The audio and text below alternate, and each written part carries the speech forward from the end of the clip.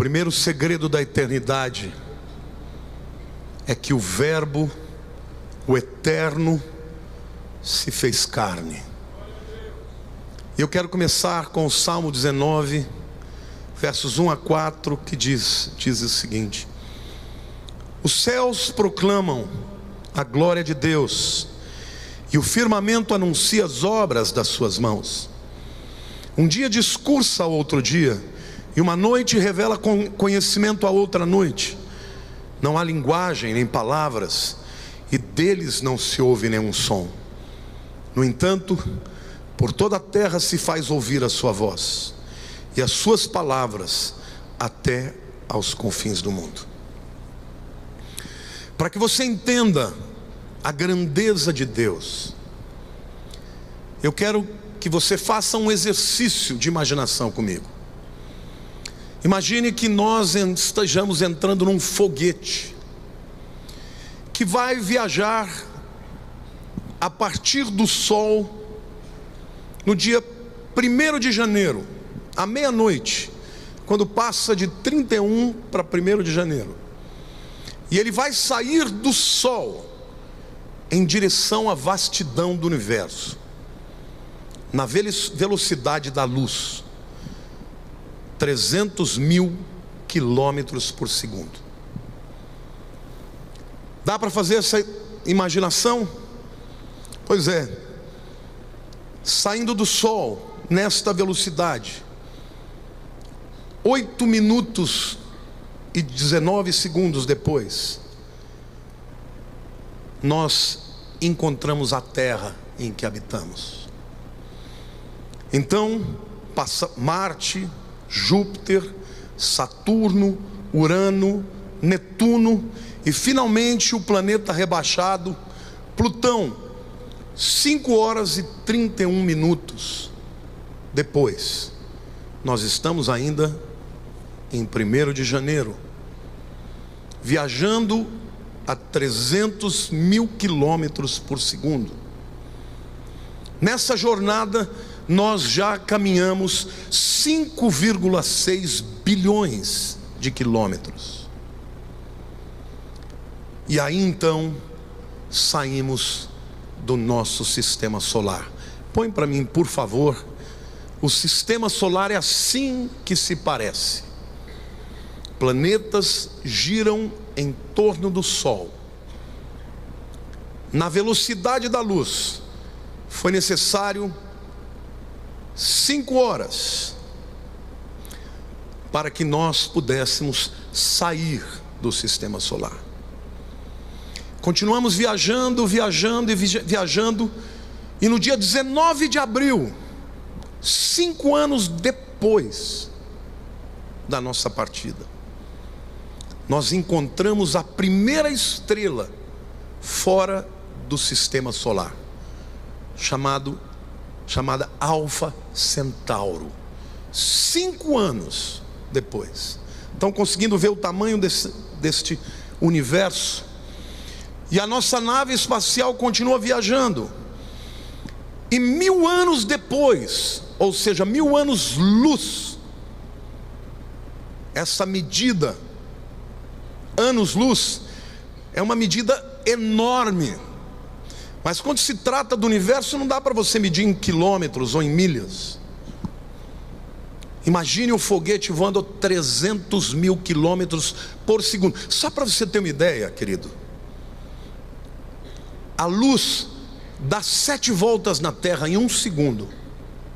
A luz vai daqui na Terra até a Lua em 1,5 segundos. Alfa Centauro só vai ser atingida 5 anos depois. Está começando a imaginar a grandeza deste universo? Mas somente 1000 anos-luz depois, que nós que estamos dentro da nave começamos a observar o universo e as nebulosas começam a aparecer. As nebulosas nada mais são do que muitas galáxias e muitas estrelas juntas, vistas à distância, que parecem nuvens. 1000 anos-luz E a nossa viagem continua. 100.000 anos-luz são necessários para que a gente veja a nossa galáxia, chamada Via Láctea. Vejam como ela parece. 100.000 anos-luz para você ver o lugar, a galáxia onde você habita. O planeta Terra está em algum lugar ali. A Igreja Palavra Viva é menos do que um grão de areia em relação a todo mundo, se comparado à Via Láctea. Para vocês terem uma ideia, a Via Láctea tem 100 bilhões de estrelas. E se você tiver que atravessar de um lado para o outro, demoraria 120.000 anos-luz. Só uma galáxia que tem 100 bilhões de estrelas. Alguém vai poder estar pensando assim: pastor, você está querendo me fazer sentir pequeno? Não, meu irmão. Eu estou querendo te mostrar o quão pequeno você é. Não é para você se sentir, é para você saber. Olhe para a pessoa do teu lado e diga assim: nós somos nada. Mas a nossa viagem continua. E vamos invadindo o universo vasto. E 10 bilhões de anos depois, 10 bilhões de anos-luz, é que nós podemos chegar naquilo que os cientistas acreditam ser o universo conhecido, que parece mais ou menos isso. É a extensão de todo o universo. E sabe o que a Bíblia diz? Que Deus mede o universo com a palma da sua mão. Glória a Deus.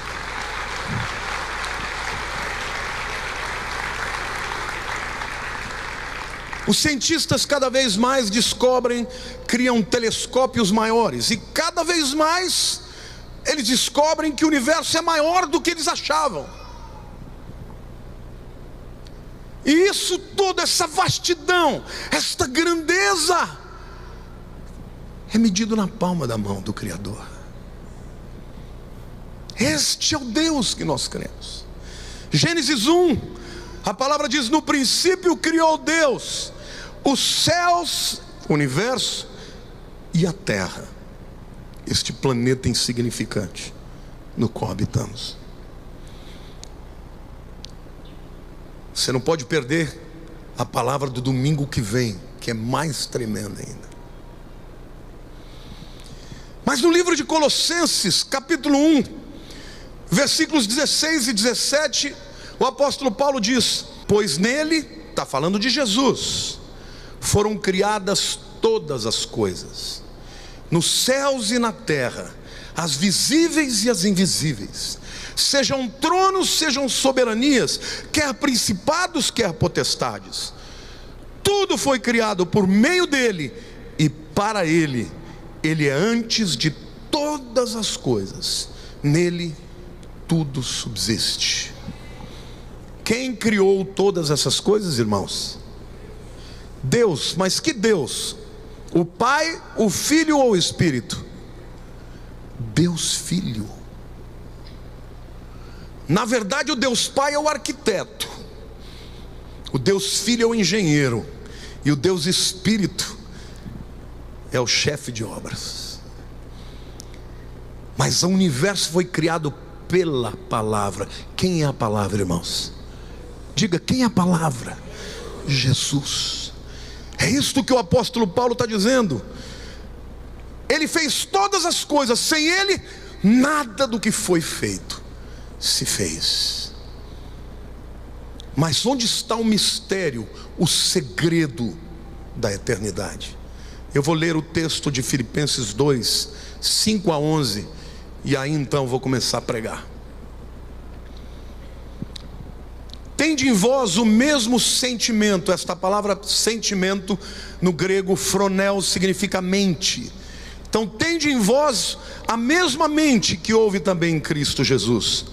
Pois ele, subsistindo em forma de Deus, não julgou como usurpação o ser igual a Deus. Antes, a si mesmo se esvaziou, assumindo a forma de servo, tornando-se em semelhança de homens e reconhecido em figura humana, a si mesmo se humilhou, tornando-se obediente até a morte e morte de cruz.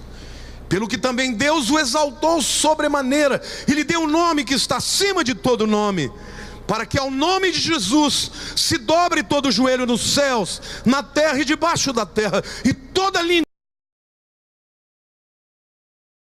é Senhor, para a glória de Deus Pai. Amém? Você pode aplaudir o Senhor?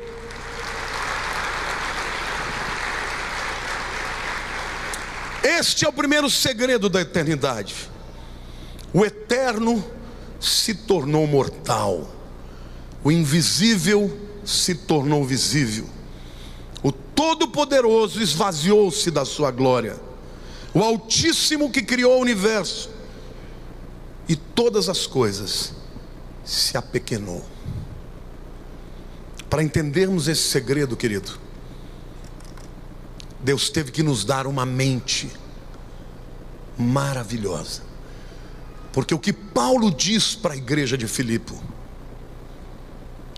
tende vós a mesma mente que houve em Cristo Jesus. Para compreender a mente de Cristo, nenhum computador desse mundo pode, nenhum supercomputador pode. Para entender a mente de Jesus, nem a inteligência artificial poderá, mas a sua mente pode compreender este mistério e esta beleza e este segredo da eternidade. Olhe para a pessoa do teu lado e diga: Deus te deu uma mente capaz de entender a mente de Jesus. O que é que Jesus pensa?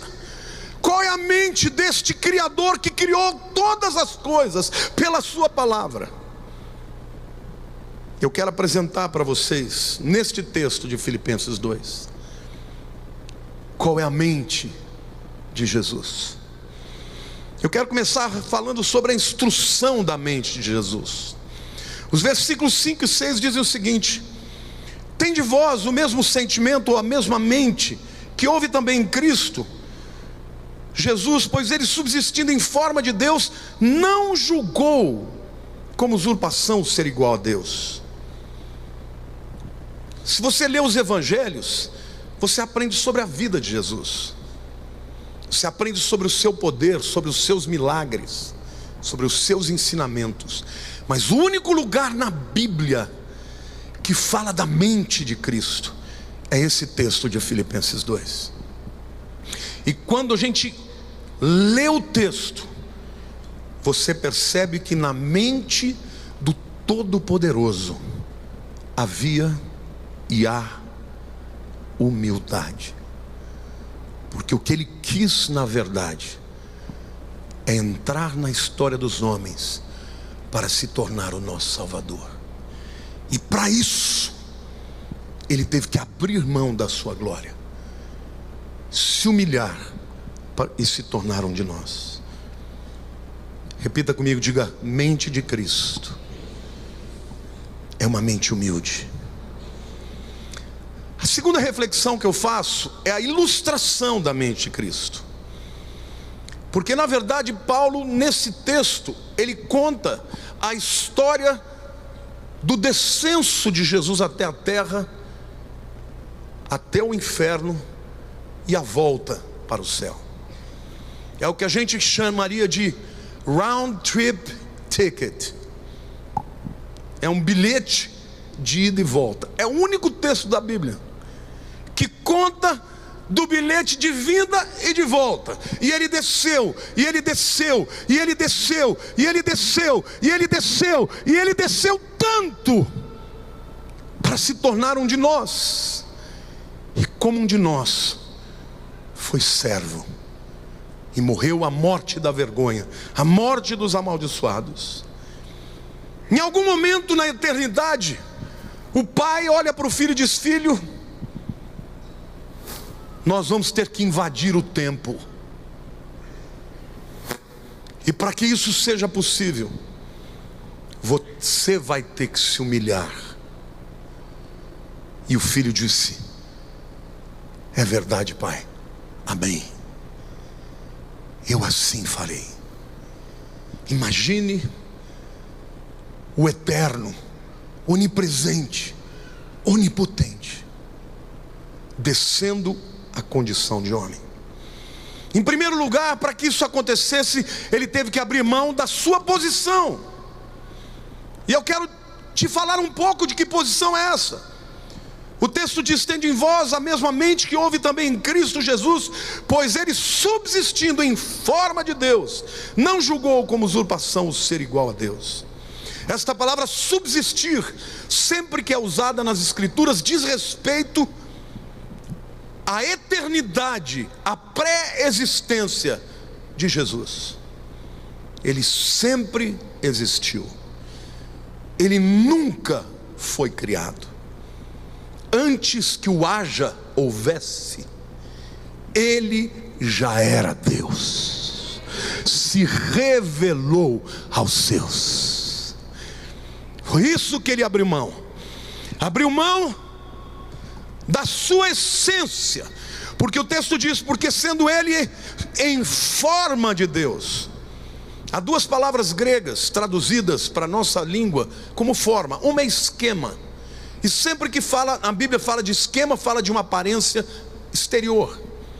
Mas a palavra usada ali é morfê, de morfologia, que é forma interior, é essência, é quem ele é. Jesus teve que abrir mão de toda a sua glória, de todos os seus atributos, da onipresença, da onipotência, da onisciência, para se tornar um de nós. Vejam que coisa extraordinária. Esta é um grande mistério, um grande segredo da eternidade. João 3,16 diz assim, e você conhece o texto, quero que você fale comigo: porque Deus amou ao mundo de tal maneira que deu seu Filho unigênito, para que todo aquele que nele crê não pereça, mas tenha vida eterna.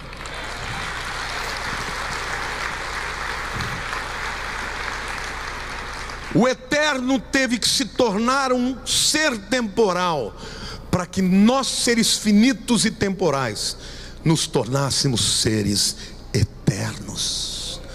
Você vai viver para sempre, meu querido. Sabe por quê? Porque Jesus entrou no tempo. O eterno se tornou temporal, para que nós, seres efêmeros, tivéssemos vida eterna. A mente de Cristo, portanto, é uma mente de humildade. E ele não só abriu mão do seu lugar, mas ele abriu mão também de todos os seus atributos. João 14:9, o texto diz: disse-lhe Jesus: Filipe, há quanto tempo eu estou convosco e não me tens conhecido? Quem me vê a mim, vê o Pai. Como dizes tu, mostra-me o Pai? Tem muita gente que admira Jesus, tem muita gente que não tem problema algum em chamá-lo de filho de Deus, mas se ofende quando alguém diz que ele é o próprio Deus. Deixe-me dizer uma coisa para você: se você não crer que Jesus é o teu filho, você vai morrer nos seus pecados, porque somente Deus tem poder para perdoar, e somente Deus pode decidir perdoar. E para que lhe houvesse esse perdão, ele decidiu se tornar pecado no seu lugar e no meu lugar, para que nós, pecadores, fôssemos feitos filhos de Deus. Ele se tornou filho dos homens para que nós fôssemos feitos filhos de Deus. Ele morreu para que nós pudéssemos viver. Ele é Deus, nada menos do que Deus. Colossenses 1,19 diz: porque aprove a Deus que nele, em Jesus, residisse toda a plenitude da divindade. 1 Timóteo 3,16, a palavra diz: evidentemente grande é o mistério da piedade. Esta palavra piedade no grego é o sebeia, também é usada para a divindade. Aquele que foi manifestado na carne, foi justificado em espírito, contemplado por os anjos, pregado entre os gentios, crido no mundo e recebido na glória. Queridos, quantos de vocês se lembram do salmo que diz: levantai, ó portas, as vossas cabeças, para que entre o Rei da Glória?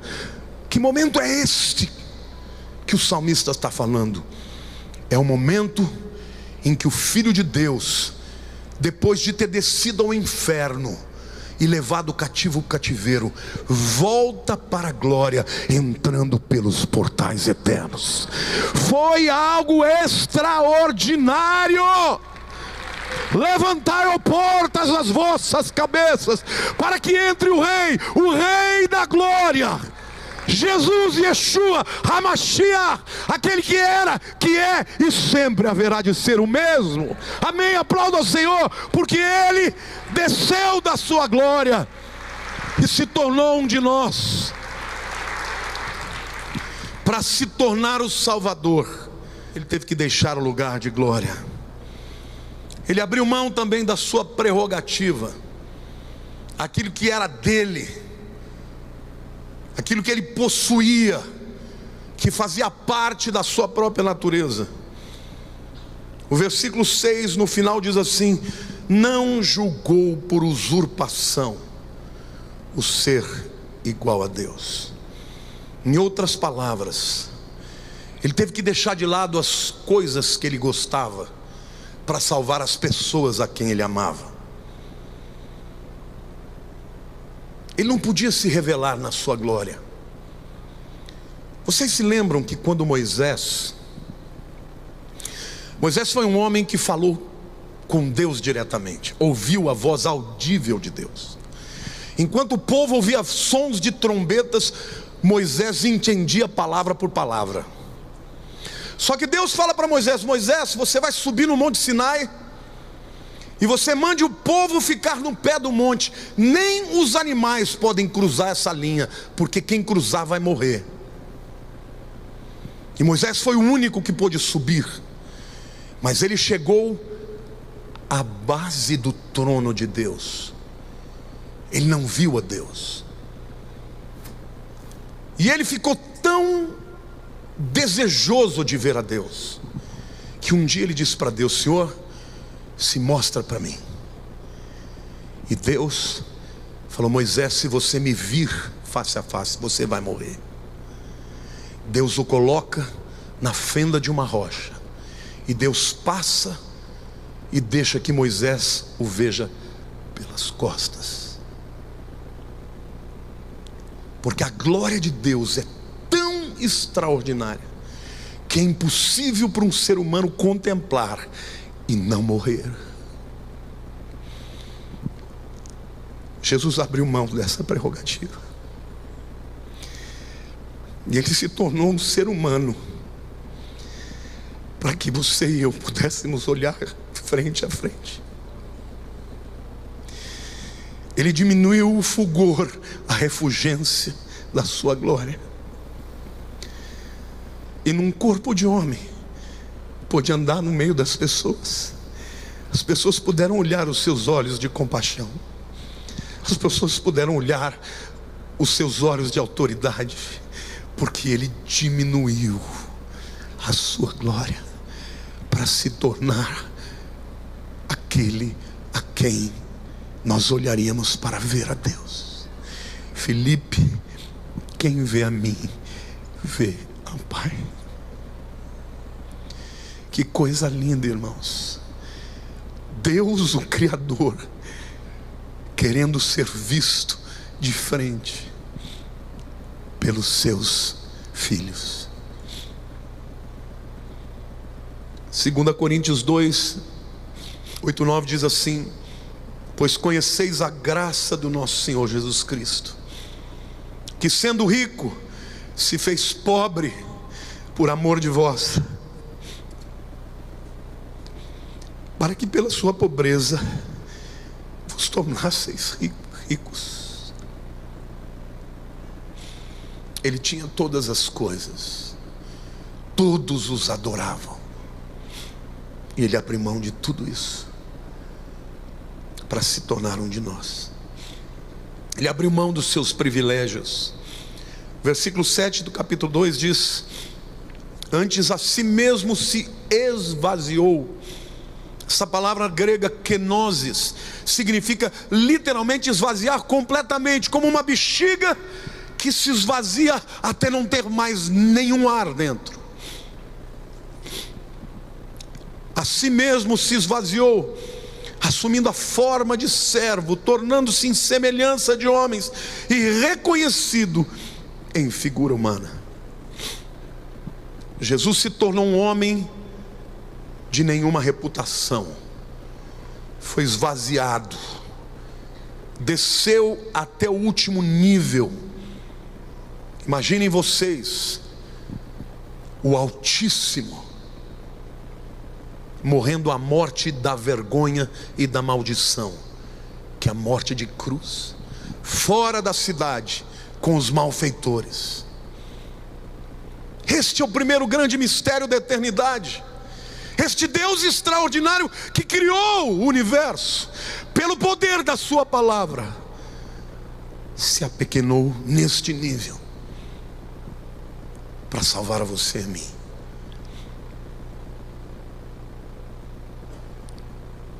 Ele abriu mão de muitas coisas. Aquele que criou tudo, aquele que era todo poderoso, onipresente, para se tornar um Salvador, teve que descer. João 5,19 diz assim: então lhes falou Jesus: em verdade vos digo, que o Filho nada pode fazer de si mesmo, senão somente aquilo que vir fazer o Pai, porque tudo que este fizer, o Filho também semelhantemente o faz. Que eles não se esqueçam, Jesus é o Criador de todas as coisas. Foi Ele que fez o universo, foi Ele quem nomeou as estrelas e as constelações, foi Ele que criou você. Mas agora Ele está dizendo: eu não posso fazer nada por mim mesmo. Jesus não curou um enfermo pelo seu poder, foi pelo poder do Espírito Santo. Jesus não fez um milagre no seu próprio poder, porque Ele estava esvaziado. Ele fez tudo segundo a vontade do Pai. Mas imagine você trabalhando numa empresa, sendo presidente, tendo todo o poder do mundo, e de repente alguém dizer: você não será mais o presidente da empresa, você será o funcionário mais baixo, e qualquer coisa que você tiver que fazer, você vai ter que pedir para o seu superior. Foi isso que aconteceu. João 5,30 diz: eu nada posso fazer de mim mesmo, na forma porque ouço julgo, o meu juízo é justo, porque não procuro a minha própria vontade, e sim daquele que me enviou. João 7,16, respondeu-lhes Jesus: o meu ensino não é meu, e sim daquele que me enviou. João 8,28, disse-lhe Jesus: pois quando levantardes o Filho do Homem, então sabereis que eu sou. Esta palavra eu sou, para quem fala o aramaico e o hebraico, é Yahweh, o nome de Javé. Ele falou: eu sou Javé. Vocês entenderão que eu sou Javé, e que nada faço por mim mesmo, mas falo como o Pai me ensinou. Elohim é o nome de Deus Criador, e Yahvé é o nome de Deus Salvador. E Jesus falou: Yahweh, eu sou o Deus Salvador. E mesmo assim, enquanto eu estou aqui, nada posso fazer por mim mesmo. Hebreus 10:7 diz: então eu disse: eis que aqui estou, no rolo do livro está escrito a meu respeito, para fazer, ó Deus, a tua vontade. Para que ele se tornasse o nosso Salvador, ele abriu mão de muitas coisas. Ele restringiu a sua presença. Deixa eu perguntar para vocês: quantos aqui creem que o Espírito Santo, que o Senhor habita em você? Segundo Romanos, o Espírito Santo é o Espírito de Cristo. Cutuca o teu irmão e diga: Jesus está dentro de você. Não está só dentro de você aqui não. Ele está do outro lado do mundo, onde um chinês, um japonês, um iraniano, um iraquiano, um sírio, um judeu invoca o nome de Jesus, onde um italiano, onde um alemão, onde um português, onde houver um nome que invoque o nome de Jesus, Ele está dentro desta pessoa. Amém, amém, queridos, glorifique a Deus.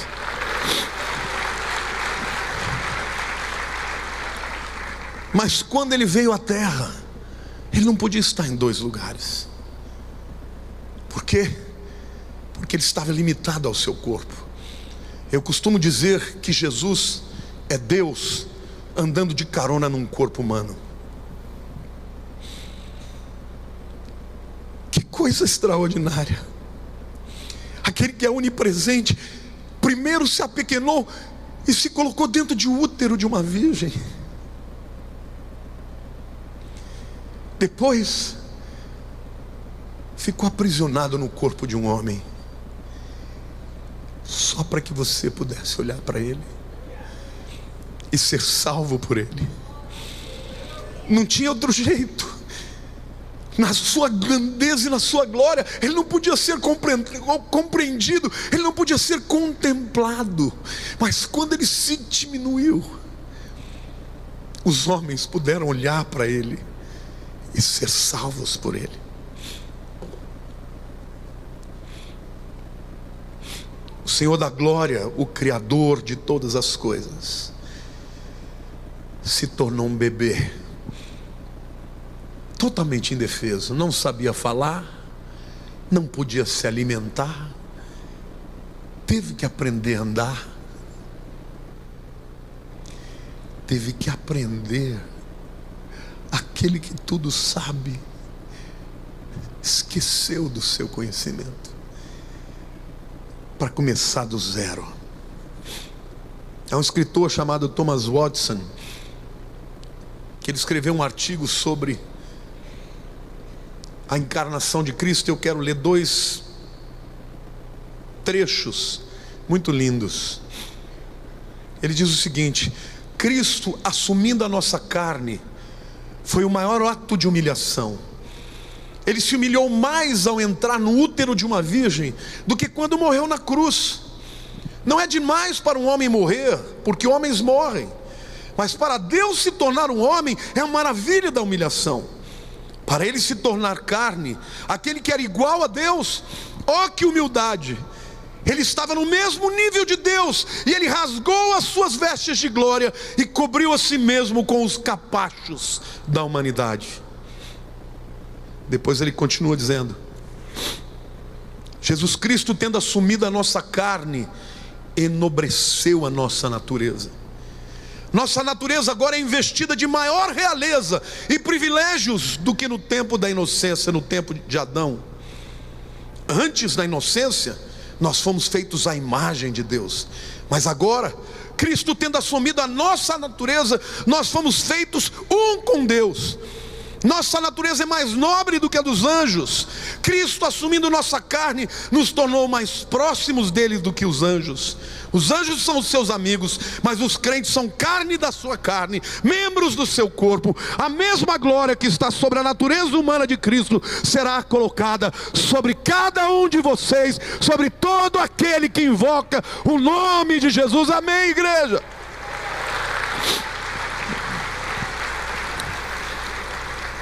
Adão foi criado à imagem e semelhança, mas quando Jesus se tornou um de nós, Ele garantiu que nós nos tornássemos carne da sua carne.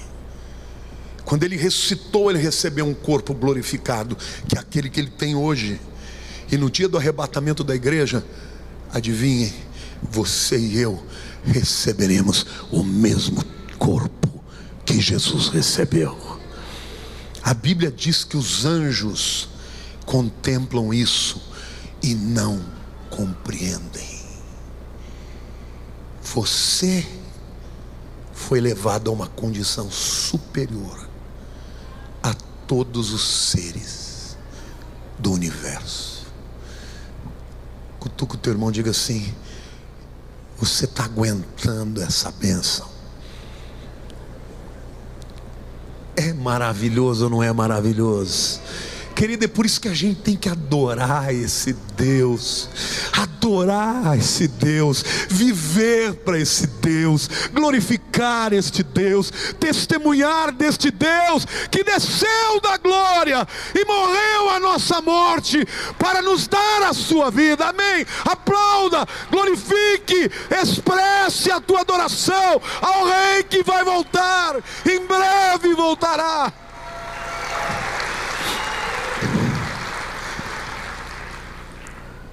A si mesmo se humilhou. Ninguém o humilhou, Ele se humilhou.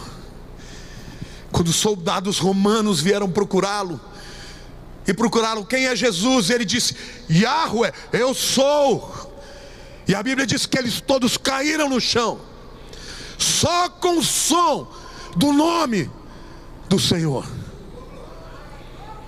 Ele disse: ninguém toma a minha vida, eu voluntariamente a dou.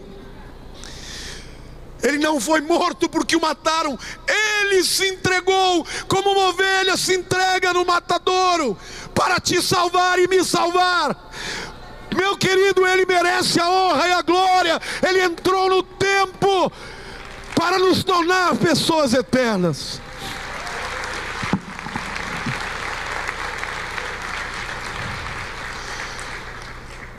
Do céu e da glória para baixo, para baixo, para baixo, para baixo, para baixo, até que numa cruz fora de Jerusalém, o Criador, o autor da vida, morreu. Como pode alguém que tem a vida em si mesmo morrer? Esse é um grande mistério que só na eternidade nós vamos entender. De Senhor de todas as coisas para o status de um criminoso, envergonhado e maldito. Ele clamou: Deus meu, por que me abandonaste? Ele foi até o inferno por você e por mim. Mas eu quero te dizer que este texto conta também sobre a recompensa da mente de Cristo. Filipenses 2, 9 e 11 diz: pelo que também Deus o exaltou sobremaneira, e lhe deu um nome que está acima de todo nome, para que ao nome de Jesus se dobre todo joelho, nos céus, na terra e debaixo da terra, e toda língua confesse que Jesus Cristo é o Senhor, para a glória de Deus Pai.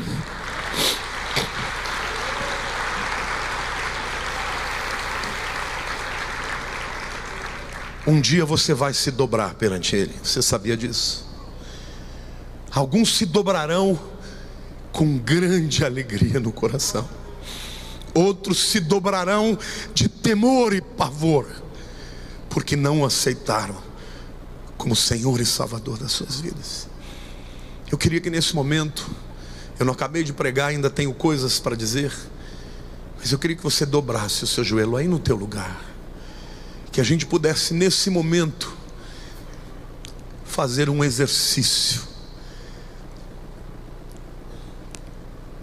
daquilo que um dia vai acontecer com as nossas vidas. Diga assim: Senhor Jesus, Tu és o Senhor da minha vida, Tu és o meu Salvador, Tu és o meu Rei, Tu és o meu grande amigo, Tu és o meu Senhor, meu Mestre, o meu Deus. Eu Te coroo na minha vida. Eu aguardo a Tua vinda, porque eu quero estar presente onde o Senhor estiver. E o Senhor disse para você, como Ele disse aos discípulos: eu vou para o Pai, mas voltarei para vós outros, para que onde eu estiver, vós estejais também. Aleluia, irmãos. Vamos ficar de pé e vamos glorificar a Deus. Aplauda o Senhor, glorifique o nome do Senhor. Aplauda Ele, glorifique a Ele, exalte o seu nome. Ele é digno de honra, de glória, de poder, de majestade, de soberania. Ele é o mesmo de ontem, hoje e sempre. Ele é bom, Ele é leão da tribo de Judá, é o lírio dos vales, é a raiz de Davi. Ele é Jesus, Ele é o Senhor e é o Salvador. Aleluia, Senhor.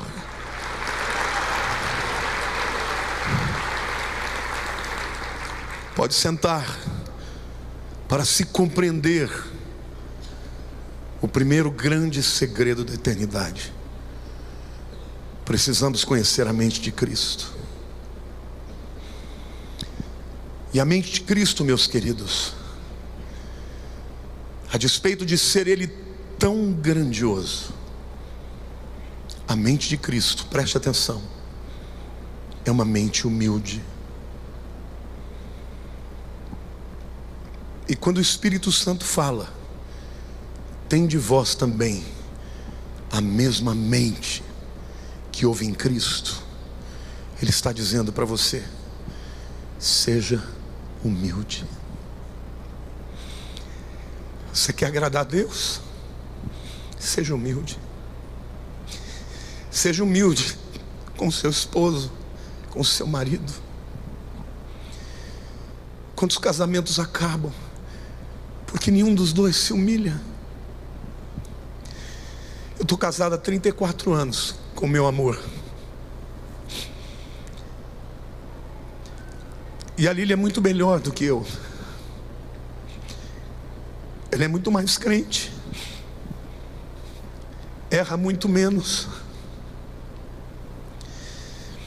Mas toda vez que de alguma maneira eu a magoo, eu me humilho perante ela. Eu sou capaz de chorar, porque quando eu vejo o olhinho dela triste por alguma coisa que eu fiz, eu me humilho tanto, até ela dizer: para, já te perdoei. Tende em vós também a mesma mente de Cristo. Seja humilde, seja capaz de reconhecer os seus erros. No mundo as pessoas endurecem, não admitem os seus erros. Para que isso? Errou, quem não errou? Eu, como pastor, já errei tantas vezes com as minhas ovelhas. O pessoal brinca. No começo da igreja tinha a salinha em lugar do chicote.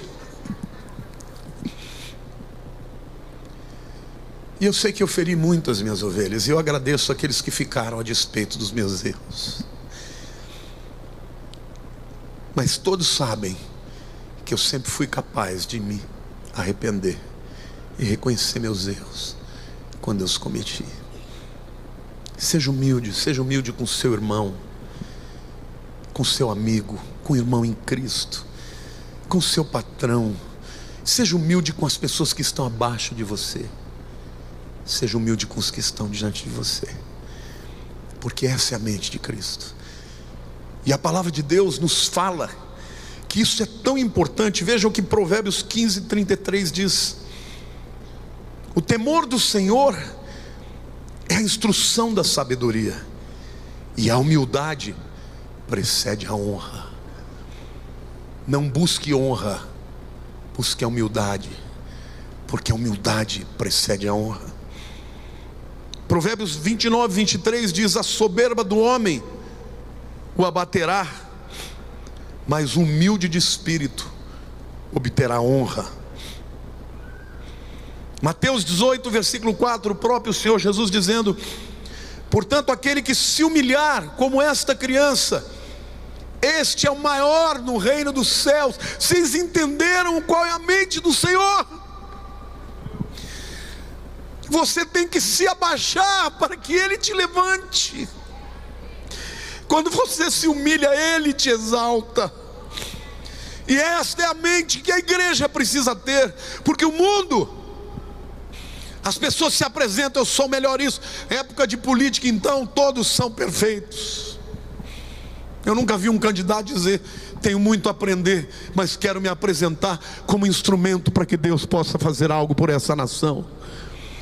São todos perfeitos, maquiados nas campanhas de publicidade. As pessoas querem mostrar a sua glória, e o Senhor está dizendo: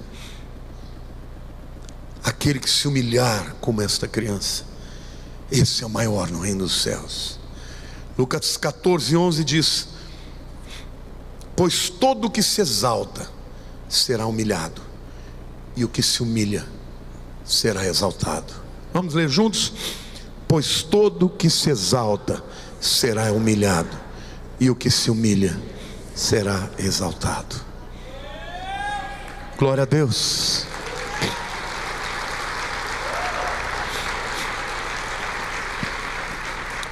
O primeiro grande segredo da eternidade é que o eterno se tornou mortal, desceu no nosso nível para nos levar para o seu nível. A palavra de Deus diz que Ele ressuscitou e nos ressuscitou juntamente com Ele. Estamos assentados juntamente com Ele à destra de Deus o Pai, acima de todo principado e potestade e poder e domínio e nome que possa se mencionar, não só no presente século, mas no vindouro. É lá que Ele nos elevou. Por quê? Porque Ele desceu e se humilhou.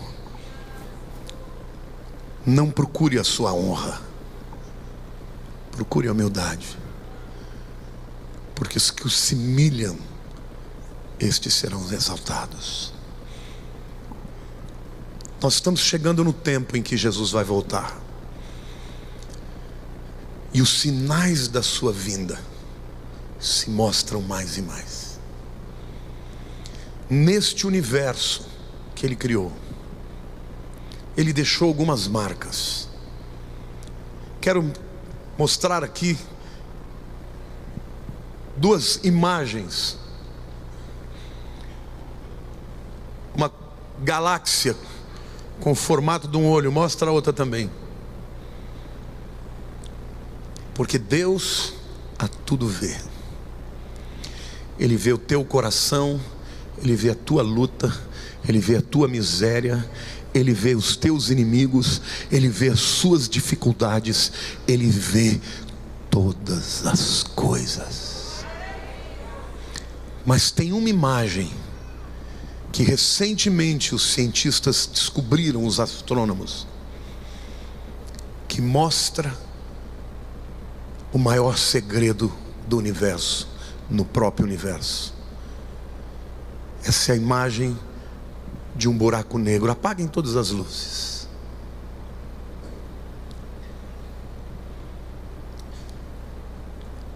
Esse buraco negro, a bilhões e bilhões de quilômetros de distância, mostram a cruz de Jesus.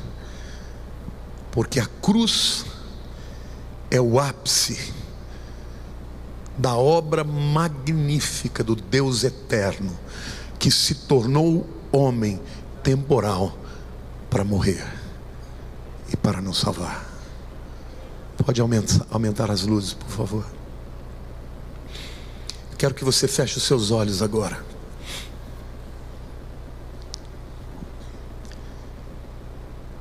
Quem estabelece o teu destino não são os homens, não é a economia, não são os teus inimigos, não é a tua capacidade. Quem estabelece o teu destino é esse Deus Todo-Poderoso, que morreu na cruz para nos salvar. E a palavra de Deus diz: se Deus não poupou o seu único filho, não nos dará juntamente com ele todas as coisas. Se Deus é por nós, quem será contra nós? Porque o nome de Jesus é o nome mais doce, ao mesmo tempo que o mais poderoso. É o único nome que pode salvar. Não há outro nome nos céus, na terra, acima dos céus ou debaixo da terra que possa salvar, a não ser o nome de Jesus. Por isso, meu querido, se você entrou hoje aqui angustiado, talvez entrou até pensando em tirar a própria vida, invoque este nome, o nome de Jesus, porque este nome salva, este nome transforma, este nome restaura. Fique de pé no seu lugar.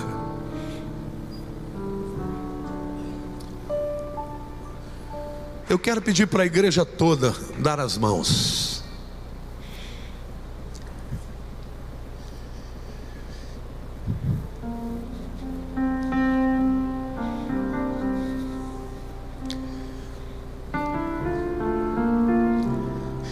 Se tem uma coisa que um pai ama, é quando os seus filhos estão na sua presença. Eu sinto tanta saudade do Ramon, da Eric e do Enzo, que às vezes chega a doer. Eu só tenho uma filha, mas você que tem mais de um filho, sabe que a alegria de um pai e de uma mãe é que os filhos se amem, que eles vivam bem um com o outro.